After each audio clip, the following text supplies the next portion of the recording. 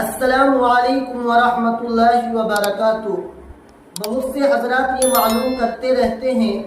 اگر کسی شخص کے بدن پر کوئی چھپکلی گر جائے یا ایسے ہی چھپکلی کسی کپڑے وغیرہ پر گر جائے تو کیا اس کپڑے کا دھونا ضروری ہے، یا ایسے ہی کسی بدن پر چھپکلی گر جائے تو کیا اس شخص پر غسل واجب ہو جاتا ہے یا بدن کا دھونا ضروری ہوتا ہے؟ تو اس بات کو، اس مسئلے کو خوب اچھی طریقے سے سمجھ لیجئے۔ اگر کسی شخص کے بدن پر چھپکلی گر جائے یا ایسے ہی کسی کپڑے پر چھپکلی گر جائے اور وہ چھپکلی نجاست میں سنی ہوئی ہے، یعنی اس کے بدن پر کوئی نجاست لگی ہوئی ہے، چھپکلی کسی نجاست میں سنی ہوئی ہے، پھر اگر وہ چھپکلی کسی شخص کے بدن پر گر جائے یا کسی کپڑے وغیرہ پر گر جائے تو پھر وہ کپڑا ناپاک ہو جاتا ہے۔ اس کپڑے کو جس حصے پر، جس کپڑے پر وہ چھپکلی گری ہے، نجاست والی، گندگی والی چھپکلی گری ہے، تو اس کپڑے کو وہاں سے دھو لے۔ اس کپڑے کا وہاں سے دھونا ضروری ہے۔ اور نجاست والی چھپکلی،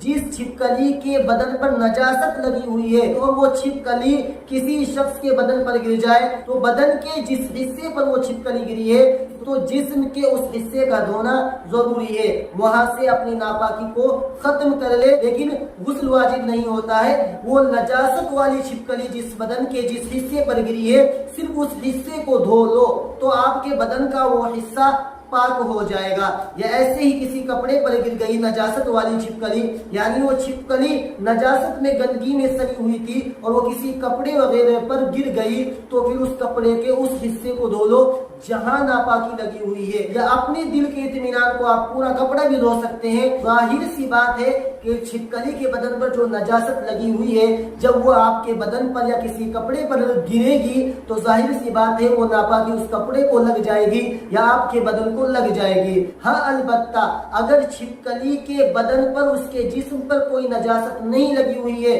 وہ چھپکلی سوکھی ہوئی ہے، پھر اگر وہ آپ کے بدن پر گر جاتی ہے یا پھر وہ کسی کپڑے پر گر جاتی ہے تو پھر آپ کا کپڑا ناپاک نہیں ہوگا، پھر آپ کا بدن ناپاک نہیں ہوگا، تو پھر آپ کو اس کپڑے کے دھونے کی ضرورت نہیں ہے، آپ کو اپنے بدن کو دھونے کی ضرورت نہیں ہے، نہ آپ کا بدن ناپاک ہوگا نہ آپ کا کپڑا ناپاک ہوگا۔ ہاں البتہ اگر وہ چھپکلی آپ کے جسم پر گر جاتی ہے یا آپ کے کسی کپڑے پر گر جاتی ہے اور پھر وہ چھپکلی گرنے کے بعد آپ کے بدن پر، آپ کے کپڑے پر، یعنی آپ ننگے بدن لیٹے ہوئے تھے، بنانا لیٹے ہوئے تھے، یا آپ کے ہاتھ پر اس نے پیشاب کر دیا، یا آپ کے کپڑے جو آپ نے پہنے ہوئے تھے اس پر پیشاب کر دیا اور چھپکلی کا وہ پیشاب آپ کے کپڑے پر گرا اور کپڑے پر گرنے کے بعد وہ بدن تک پہنچ گیا تو پھر اس کپڑے کا دھونا بھی ضروری ہے اور بدن کے اس حصے کا دھونا بھی ضروری ہے جہاں تک آپ کے جسم کے حصے تک وہ چھپکلی کا پیشاب پہنچا ہے، اس حصے کا دھونا ضروری ہے۔ مجھے امید ہے کہ یہ مسئلہ آپ کو خوب اچھی طریقے سے سمجھ میں آ گیا ہوگا۔